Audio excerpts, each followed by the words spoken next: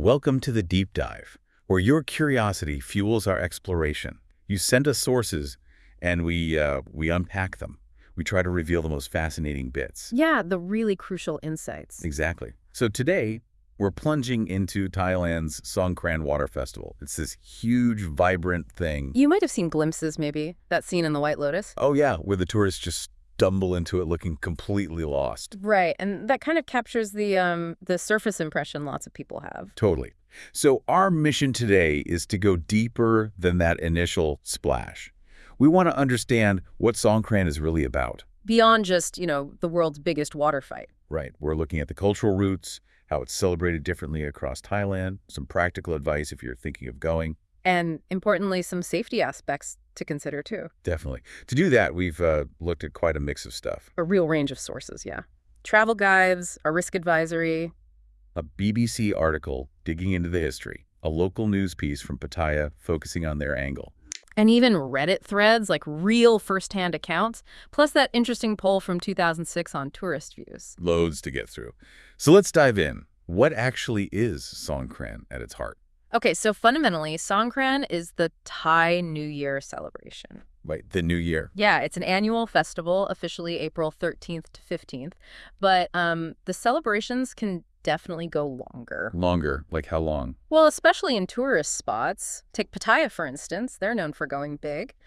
In 2025, their Songkran is actually set for a whole week. A week? Wow. Yeah, April 12th to the 19th. So it really takes over. Okay, a full week sounds intense and probably very wet. But it can't just be about getting soaked for 7 days straight, can it? No, absolutely not. There's a much deeper meaning. The name Songkran itself comes from Sanskrit. Okay. It means something like to move forward or passage, and it marks the sun's movement into Aries in the zodiac. Ah, astrological. So new beginnings. Exactly. New beginnings, renewal, purification, and it's also a really important time for honoring elders. Right, so it's tied to the stars, starting fresh. That feels worlds away from just a massive water fight. It really is. And its roots might go way back, possibly to an ancient Hindu festival. Oh, interesting. Yeah, Makar Sankranti. Some think the Khmer Empire, which influenced Thailand way back like 11th century, adopted and adapted it, and that eventually became the Songkran we see today. Okay, that makes sense. And the water, that's the thing everyone knows about Songkran. What's the symbolism there? Well, the water is super symbolic. It's all about washing away bad luck, negativity from the past year. Okay, like a clean slate. Exactly. Clearing the way for a good new year. It's purification. And honestly, in April, which is usually the hottest month, it's also literally cooling. Huh, true. Practical purification. You could say that. And this idea of a fresh start, it's not just symbolic. People often do a big spring clean of their houses, too. Ah, like an outward sign of the inner cleansing? Okay, that adds a lot of depth to the whole water thing. But, you see the videos, streets packed with people just drenching each other. How does that fit in with the traditions? Right, so beyond the big water fights are these quieter, more traditional activities. Like what? Like gently pouring scented water over Buddha images.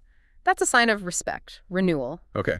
And there's a custom where younger people respectfully pour water over the hands of their elders to receive blessings for the new year. Oh, that's lovely. It is. Plus, giving offerings at temples, religious ceremonies.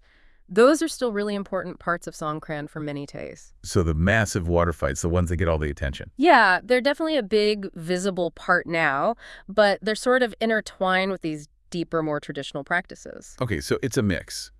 But let's face it, for a lot of people, especially tourists, the huge water fight is the main draw.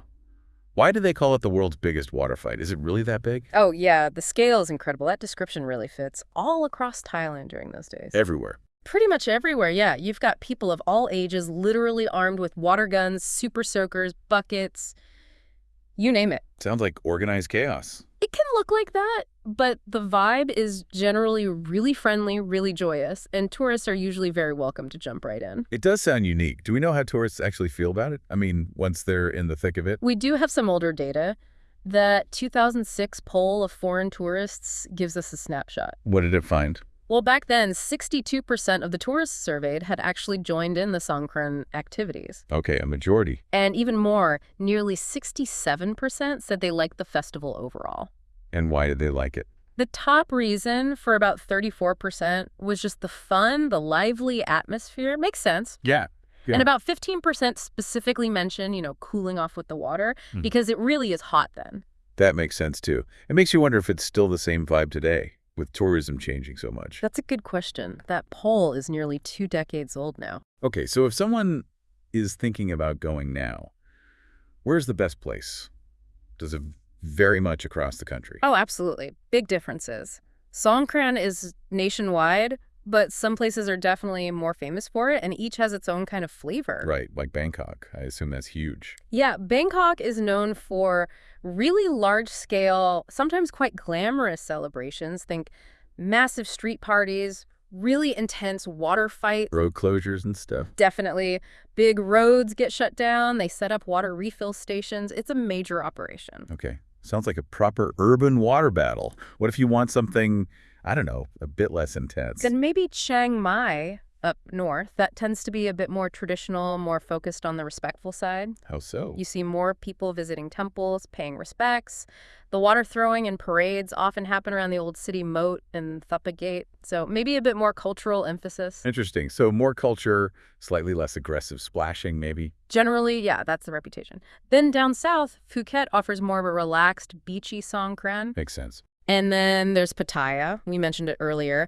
It's known for being particularly wild, high energy. The one with a week-long celebration. Exactly. Extended celebrations, things like sand pagoda building competitions, live shows. It's definitely geared towards a big party crowd. Okay, so it really sounds like there's a Songkran for everyone, depending on what you're looking for. Pretty much. And even smaller places have their own charm. Down south, Songkhla or Surat Thani might be more laid-back beach spots for it. Right. While other provinces like, say, Phrae, Lamphun, or Ubon Ratchathani might weave in more traditional parades and local rituals. That's cool. And actually, one person on Reddit mentioned being in Ao Nang and seeing mostly local Thais celebrating, not loads of tourists. Yeah. So it really does vary hugely from place to place. Now, Pattaya, you said it's wild. It seems to provoke strong feelings. Based on our sources. It does, yeah. This is definitely a major hub for Songkran, attracting tons of people who want that really intense party vibe lasting for days. But you also hear from others, especially maybe long-term foreign residents or expats, who actively avoid Pattaya during Songkran. Really? Why is that? Just too much partying? That seems to be the main thing for them. They describe it as just chaotic, intense, constantly getting soaked, whether you want to or not. Right. Super crowded streets, just sensory overload. And because it goes on for that whole week. Yeah, the 2025 one is a full week. Exactly. So even if you're just trying to, go to the shop, you risk getting drenched, even if you're not playing. That sounds exhausting if you're not in the mood. It could be. We saw that quote from someone in Pattaya basically saying, "I'm staying clear of the city center during the madness." Gives you an idea. Yeah, it really shows that perspective. How some people just find it too much. Makes you think about how residents and local businesses cope with it all. So it's a real split, amazing fun for some, something to actively dodge for others. Yeah. Which leads us neatly into safety and risks, especially now post-pandemic. Right. Good point. While the worst of the pandemic is hopefully behind us, the sources still mention a few things. Masks aren't usually required, but may be a good idea in really dense crowds. Makes sense. Hand sanitizer is still recommended. And while proof of vaccination isn't typically needed for tourists now, random checks could happen. Best to check current rules before traveling. Okay, good practical stuff. What about the more, let's say, traditional Songkran safety issues? Well, travel disruption is a big one. It's a peak travel time in Thailand anyway, people going home or on holiday. So traffic jams. Major traffic jams, yeah. Road closures for the parties, just way more people on the roads. And sadly, this period is known locally as the 7 dangerous days. That sounds ominous. Why? Because tragically, the number of road accidents basically doubles during Songkran week. Doubles? Wow. Yeah. In 2024, the figures were stark, at least 480 deaths, over 2,000 injuries reported across Thailand during those 7 days. That's awful. What causes them? The usual suspects, sadly, but maybe amplified. Drunk driving is a major factor. Speeding, cutting people off. And the wet roads probably don't help. Exactly. Wet roads, people not wearing helmets on motorbikes, which are involved in a lot of accidents. And disturbingly, sometimes it's even revelers throwing water at motorbikes, causing crashes. Throwing water at bikes, that's incredibly dangerous. It really is a terrible potential consequence. What about other types of crime? Does petty theft go up? Unfortunately, yes. Big crowds, lots of tourists. Yeah. It creates opportunities for pickpockets, bag snatchers. Right. Standard festival risks. Pretty much. There were reports in Pattaya in 2024 about organized groups targeting people for cash, phones, cards. Tourists can be seen as easier targets sometimes. To keep your wits about you and your valuables secure. Definitely. And there's also, unfortunately, a potential for violent crime to increase too. How so? Again, it's often linked to the mix of large crowds, more alcohol being consumed, and maybe road rage incidents boiling over. We saw reports from 2024, Pattaya again, and also Royat province involving fights and threats. And sometimes confrontations involving foreigners can stem from cultural misunderstandings. What kind of misunderstanding? Things seen as disrespectful, like maybe being excessively drunk in public, saying negative things about the monarchy, wearing inappropriate clothing near temples. Or even just overly public displays of affection. Yeah, that too. It's really important for visitors to be aware of and respect local customs and sensitivities. Absolutely crucial. And sadly, big crowds can sometimes mean issues with harassment. Is sexual harassment a known problem during Songkran? Yes, unfortunately, it is a recognized issue. Reports of harassment, from unwanted touching to more serious incidents, do tend to rise during the festivities. Especially in crowded water fights, I imagine? Exactly. Women are particularly vulnerable. That Bangkok survey from March 2024 you mentioned found a significant number of women had experienced harassment during Songkran recently. Some even said they avoided the water fights because of it. That's terrible. Are authorities doing anything? Yeah, they often run awareness campaigns, increase police presence in busy areas to try and tackle it. But it's definitely something to be aware of. Good to know. Now, what about the actual water splashing itself? Can you get in trouble for splashing someone who doesn't want to be splashed? You actually can, yeah. While it's the main event, if you splash someone who's clearly not participating, maybe they're in work clothes or just trying to walk past, Right. that could be seen as causing a public nuisance, maybe even damaging their property, like their phone. Oh, okay. It could lead to fines, even potentially a short jail term. There was that case in 2024 of tourists getting into trouble for splashing a police officer on duty. Yikes. And similarly, putting powder on someone without asking first could be seen as public indecency. So basically, respect people's boundaries, even amidst the fun. Good advice. Consent applies to water fights, too. Oh. Okay, lastly, on risks health. Apart from COVID, what else should people watch out for? Well, the mix of water fights, crowds, and heat does bring other health risks. You often see more colds, flu. Makes sense. Everyone close together, getting wet. Right. And also respiratory infections, stomach bugs, skin problems, even conjunctivitis pink eye. Ugh, why? Is the water dirty? Often, yes. The water used isn't always treated drinking water. It can come from canals, moats. Like the Chiang Mai moat. Exactly. Which have been found to contain bacteria, parasites sometimes, or rivers, lakes. So, yeah, the water source can be contaminated. That definitely takes the shine off the fun a bit, thinking about what's in the water. It does. There was that reported rotavirus outbreak at a foam party in 2024, and also a noticeable jump in COVID cases after the festival that year. Okay, so hygiene is key. Be careful with the water. Definitely. So given all these potential issues, the crowds, the accidents, the crime, the health stuff, Yeah. what's the best advice for staying safe but still, enjoying Songkran if you go? Right. Well, pulling together the advice from our sources, especially that Solace Global Advisory, planning is key. Planning travel. Yeah. Plan journeys well ahead. Expect delays. Seriously, consider not using motorcycles during the main Songkran days. The risk is just much higher. Okay, avoid bikes. What else? Be super careful. Crossing roads, things can be wet. Drivers might be distracted or worse. Protect your valuables. Waterproof bags are essential, or leave stuff locked up. Right, the leaky waterproof bag story. Exactly. Wear light, quick-drying clothes, maybe darker colors if you're worried about powder stains. Be respectful near temples, government buildings. No water fights there. Don't splash monks, elders, kids, or officials. Common sense, really. It should be. Yeah. Know the local rules, too. Sometimes there are alcohol bans in certain zones or designated safe zones with no splashing.